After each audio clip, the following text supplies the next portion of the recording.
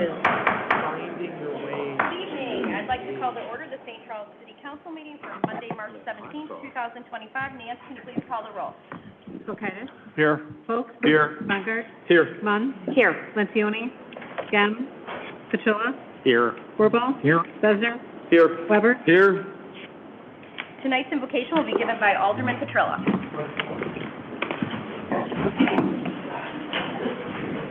May we reflect on the importance of valuable leadership that involves courage and integrity as we make decisions this evening and in the future. We ask for this same courage and integrity so that we discern what is best for those we represent. Amen. Amen. Thank you. Would you also please lead us in the Pledge of Allegiance? I pledge allegiance to the flag of the United States of America and to the republic for which it stands, one nation, under God, indivisible, with liberty and justice for all. We do not have any presentations this evening, so Alderman Besner, the omnibus vote, please. Thank you, Mayor Vitek. I'd like to make a motion to approve the omnibus vote. Second. Moved by Besner, seconded by Wirball. Any comments or questions? Nance, please call the roll. Okatis. Yes. Folks. Yes. Bungard. Yes. Munn. Yes. Lencioni. Yes. Petula. yes. Wirball. Yes. Besner. Yes. Weber. Yes.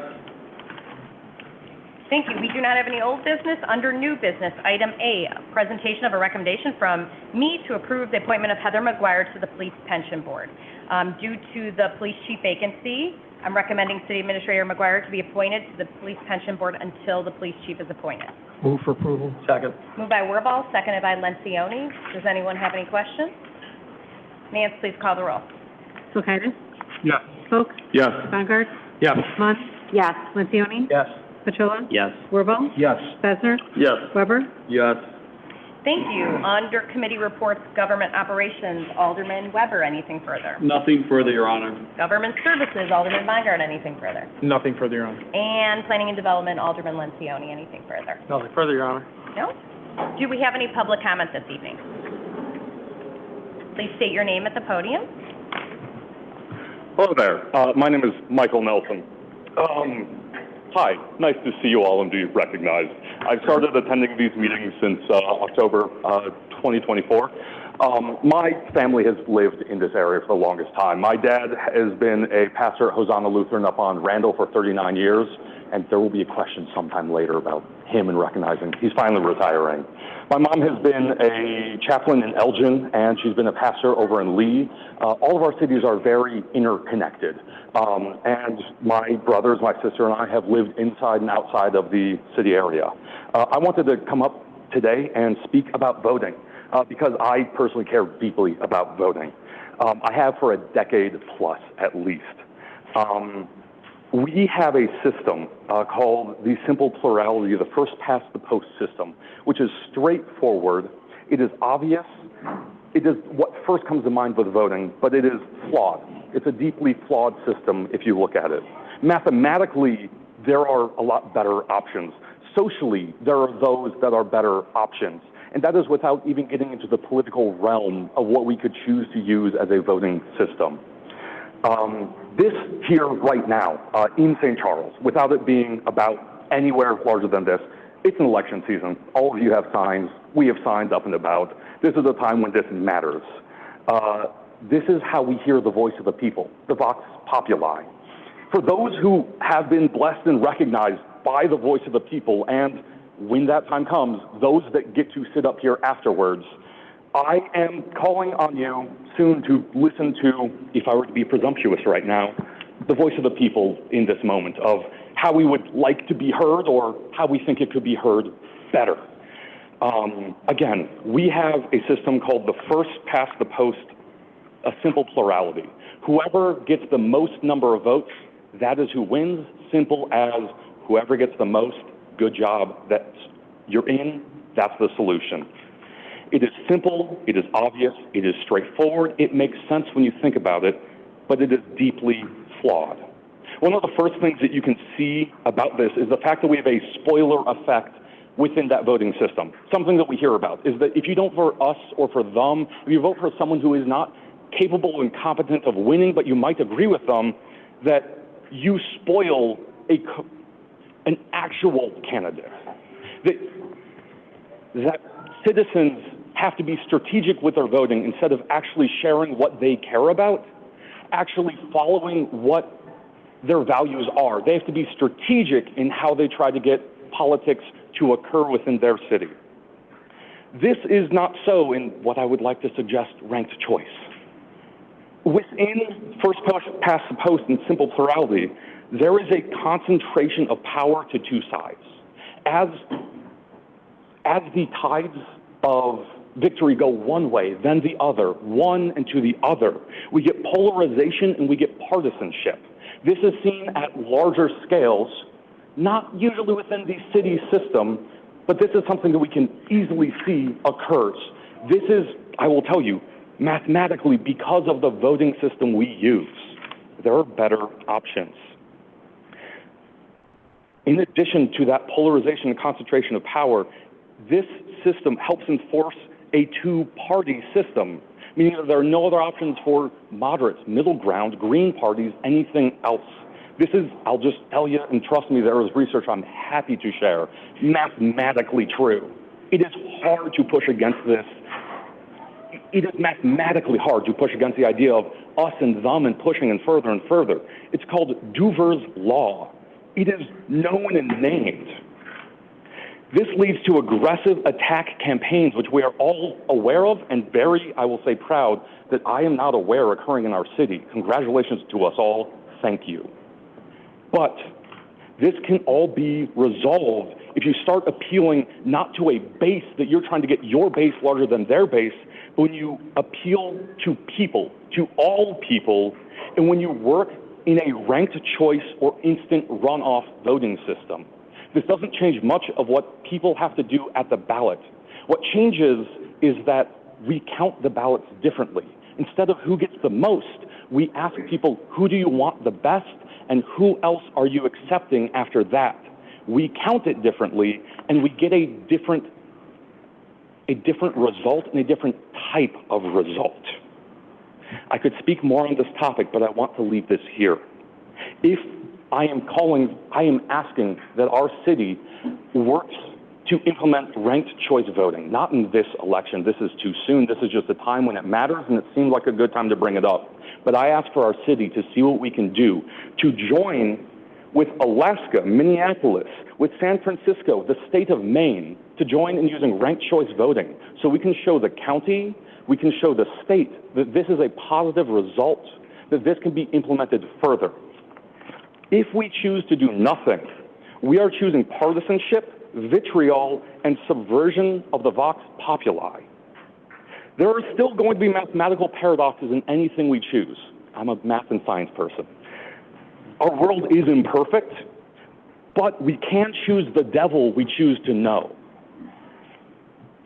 There are benefits that we gain from choosing this system.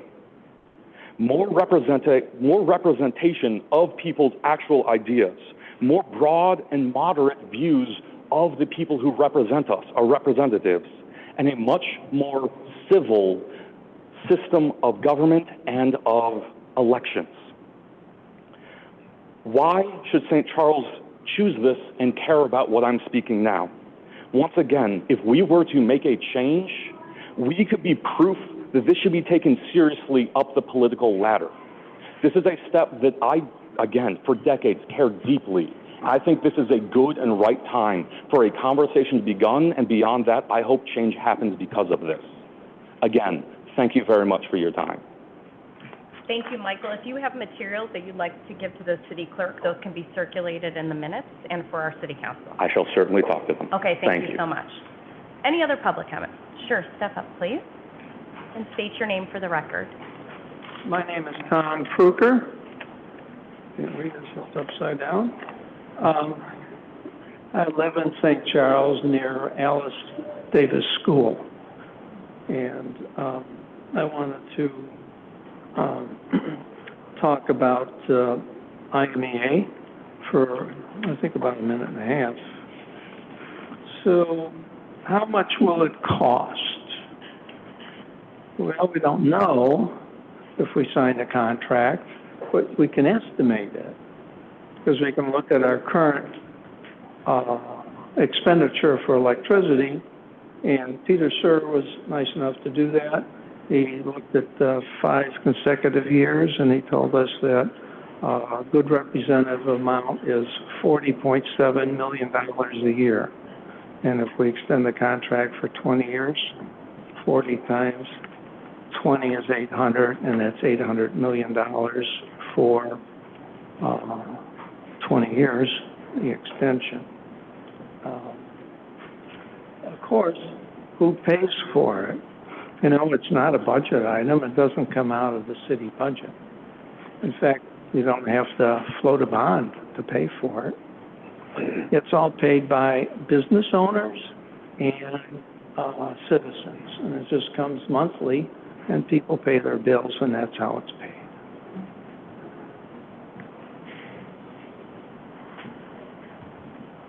So, what's the problem? And the problem is that St. Charles is a utility, electrical utility, and that means that the mayor's not in charge and the director of public works isn't in charge. It means that the city council is in charge of operating. They're responsible for operating the electric utility, and the electric utility serves its customers, who are the business people and the citizens, and they operate the utility in a business-like manner. So let's see, what else do we have here?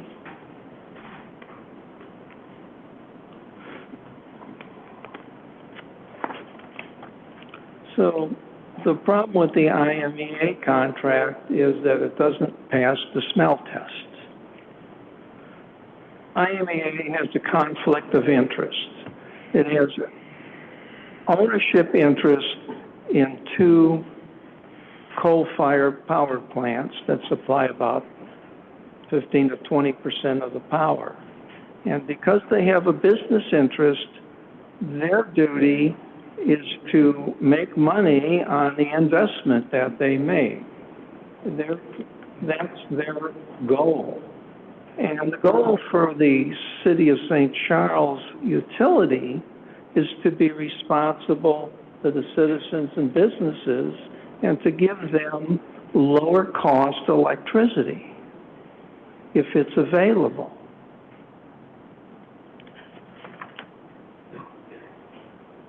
So, finding more economical sources of electricity is the priority of the City Council. That is your job.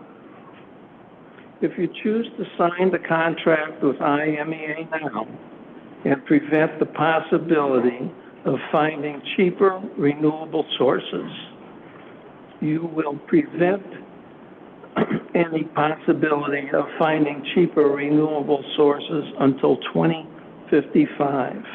You will not be doing your job. Thank you. Thank you. Anyone else have a comment? Come on up, sir. And please, go ahead.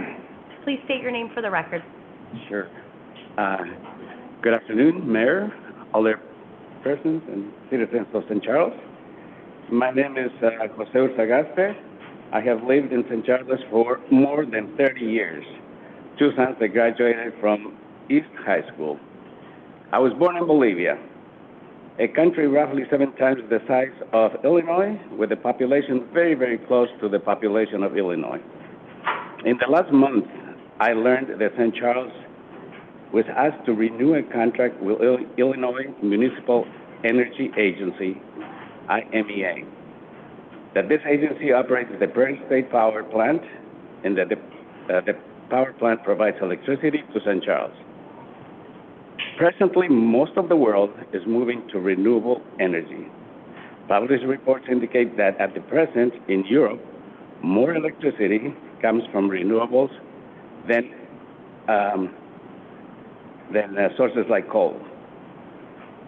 European countries operating plants in the United States are working to be net zero, replacing natural gas by 2040.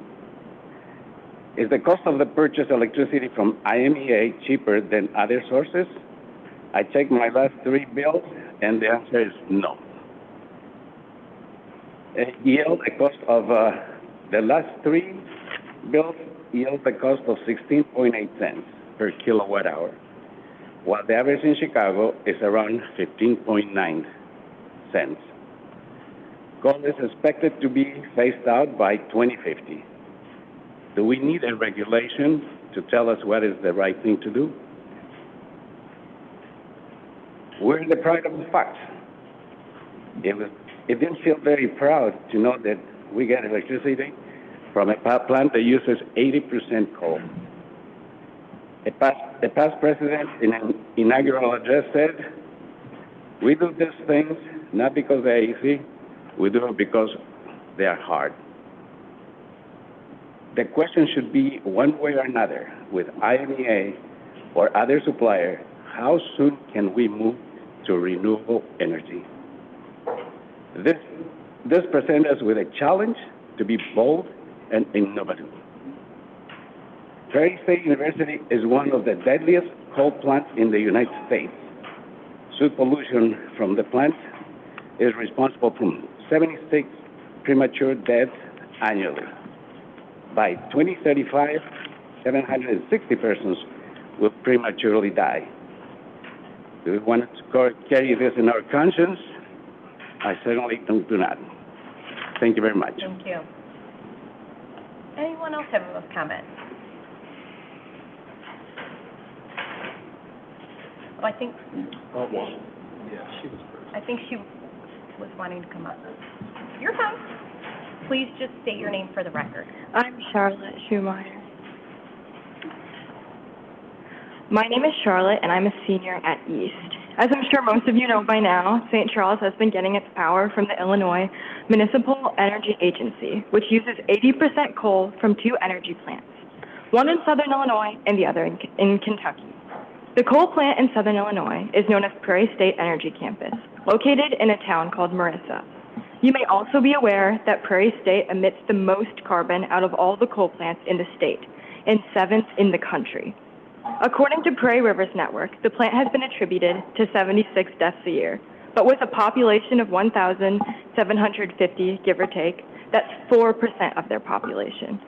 And by 2055, that's around 2,100 people. By 2055, which is 30 years from now, I hope that I've graduated college. I hope that I have kids and a home, and I hope that my family will be able to enjoy energy knowing that it's the best option. That we've looked into the power that turns our lights on, and that the city I live in cares enough to not only do their best for us, but for those who may not have a choice. It's the kids now that will have to live with this. Kids not old enough to know where their power comes from. Kids who deserve to play outside and cool off with electric air conditioning, casualty-free. St. Charles voted for you because we trust you to give us full transparency on issues as big as these. When your gym membership goes up, when Netflix changes its prices, you expect an email, a letter, a conversation, or a notification on what's happening and why.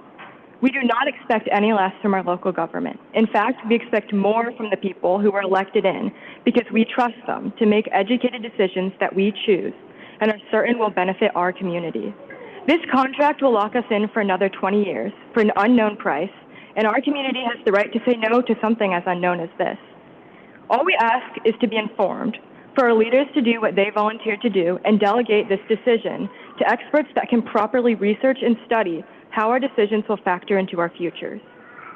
We ask for public input, to feel heard and understood, and for a fair process in which as many of our citizens as possible are educated and involved in the solution and decision. It's our duty to educate and organize. We don't deserve a hasty decision made. We don't deserve bad business, and we don't have to let a big energy agency walk all over us. I look forward to a better, brighter future, one I hope the city will aid us in achieving. Thank you.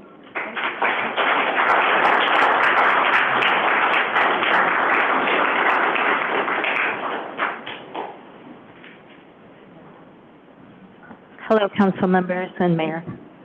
My name is Martha Gass, and I'm also wanting to talk to you about IMEA. About 6 months ago, I came and presented the results of a petition, an online petition that the Tri-Cities Clean Energy Group put out on change.org. And I know that I read it into the record at that time, so I don't feel the need to read what the petition says. But I do want to let you know that since that time, we've just about doubled the number of people who signed the petition. We're at 584 now. And I printed it out. It looks pretty impressive when you look at it. There's 2 columns on each page, many pages of signatures. I would like to submit this to the record, and I would like to submit all of the signatures to the record.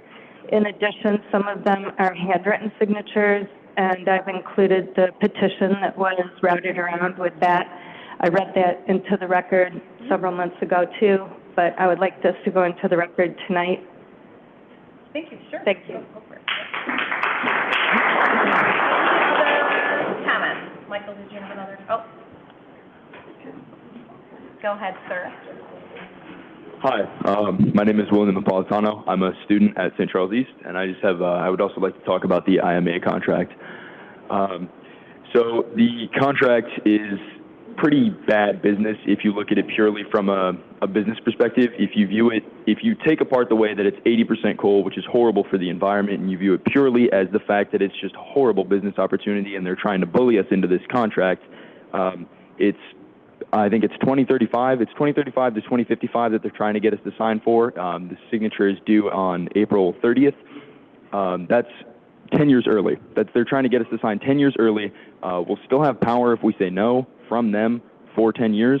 And their justification behind it is that in order to properly adjust to the infrastructure that they need 10 years, which is just way too much. They would need 5 at best. This is an $800 million contract at the least. This is just a number that they kind of threw out in the air to us. This is not a number that is written in the contract anywhere. This is just a number that they kind of gave us. So it could be as much as a couple billions. We have no idea, no way of knowing. So all I'm asking is that you guys, think about it a little more heavily and just take a second to realize that this is a bad business. They're trying to bully us into this contract, and that we should not, as a city, we should not allow this to happen to us. Thank you. Thank you.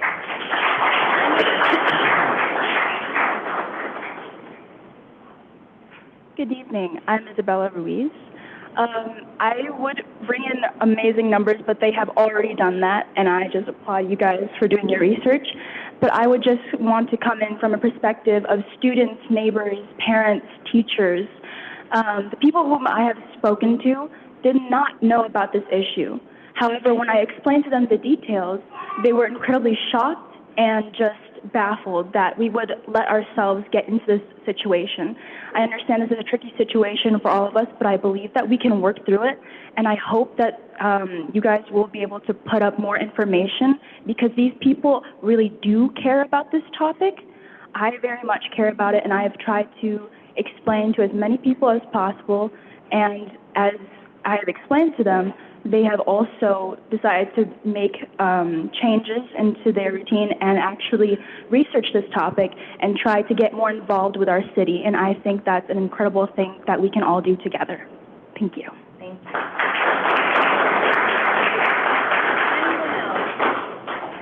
Anyone else? Mr. Nelson, you're welcome. Thank you. I'm so glad there was so much to say on that topic. Thank you. If it's not unheard of to talk about 2 things. I got writing this last week, and I had 2 things to write about. So I would also like to stand up here once again. Michael Nelson, hello there. I'd like to speak about urbanism, public transit, community, and third spaces. Something that I've cared about for at least 5 years, you could call it. That was the pandemic project, my fixation I had. I could talk too long about these, certainly too long. I will leave this just to one current topic.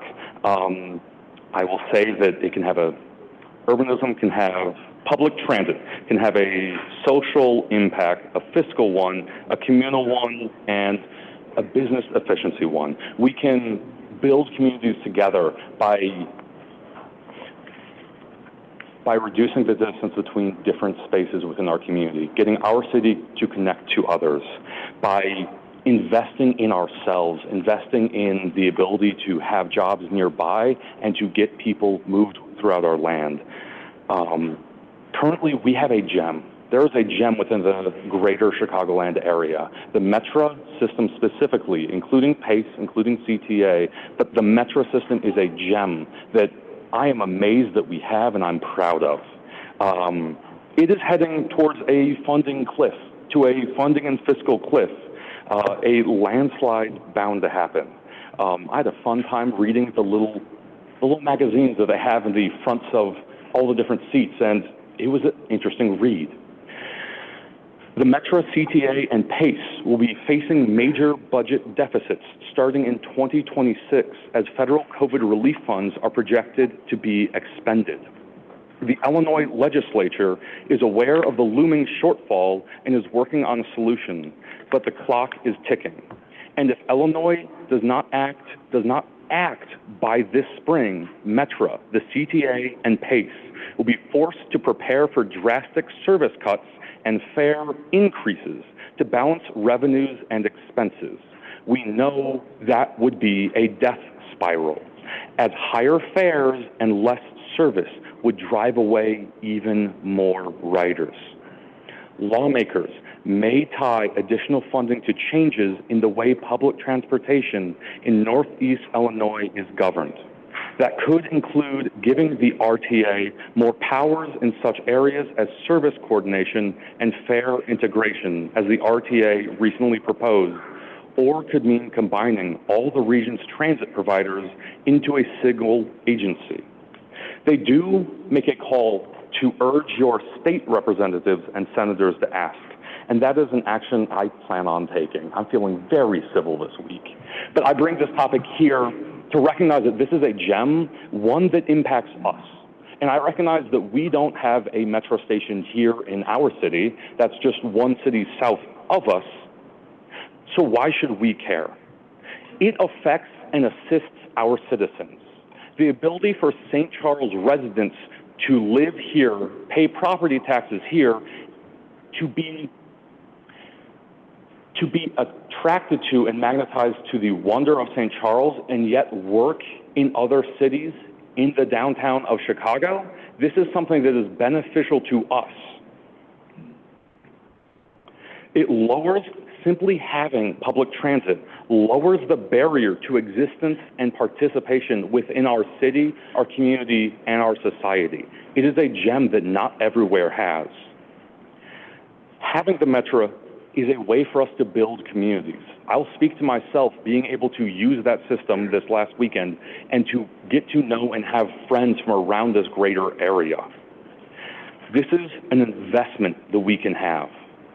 If we needed to specifically have a reason for St. Charles to care about this project, something for us to work on and engage in, I would make a suggestion and a proposal. I know that this is just words here.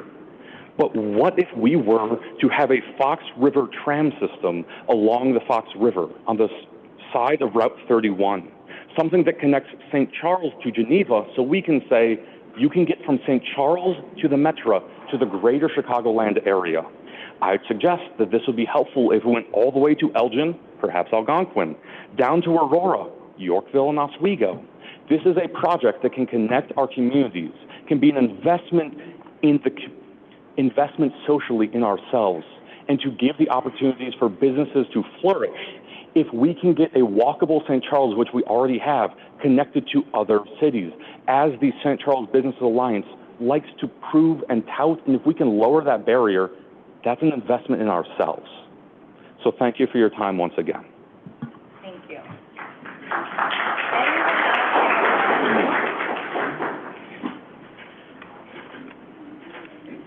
Thank you. State your name for the record, please. My name is Lori Nanini.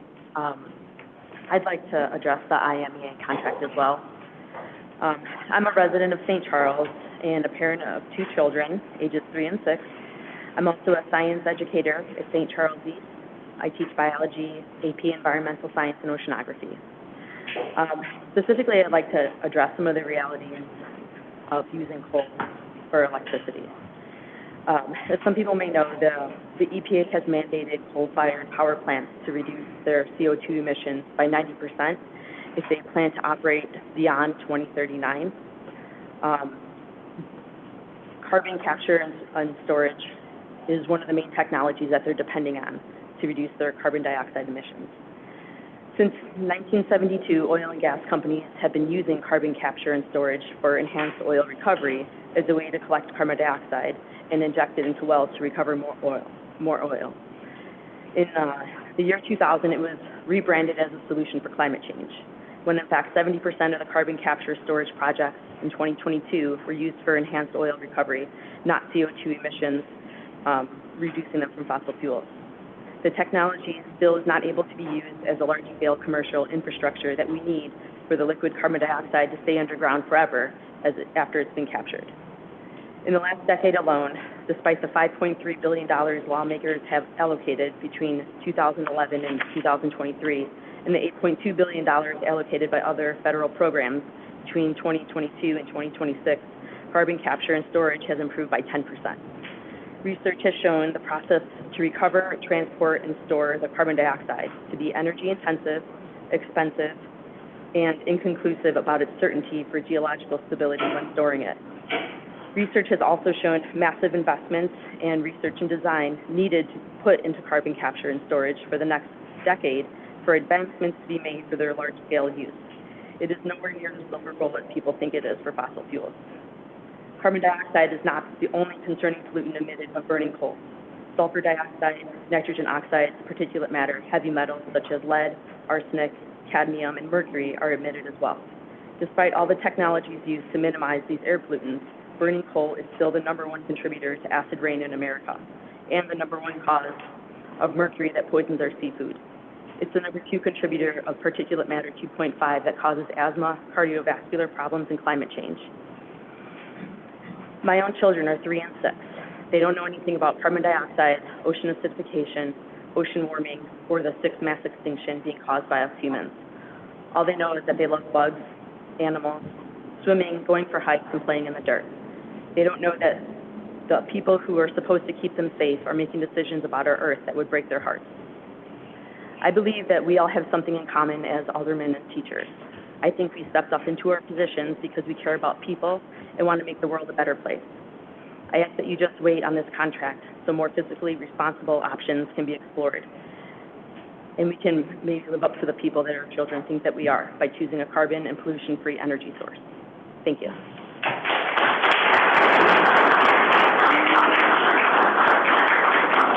Anyone else have a comment? Thank you very much for your comments this evening. I have a few things, and council may too. Today's St. Patrick's Day. Thanks for wearing green, everyone. And hope everyone enjoyed the parade. I know we had a good attendance, and thanks to the St. Charles Business Alliance for all the effort they put in. Last weekend, City Administrator McGuire and I know Alderperson Munz attended the Polar Plunge, and we actually did get in the water. So thanks to police and fire for their efforts in raising over $58,000 for Special Olympics. Thank you guys for continuing to do the work you do there.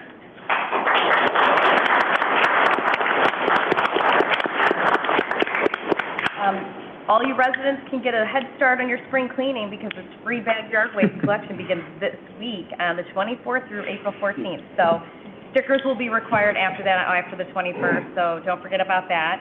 And this city council we will not have a meeting on March 31st because it's the 5th Monday, so all of you are going on spring break. Enjoy and be safe.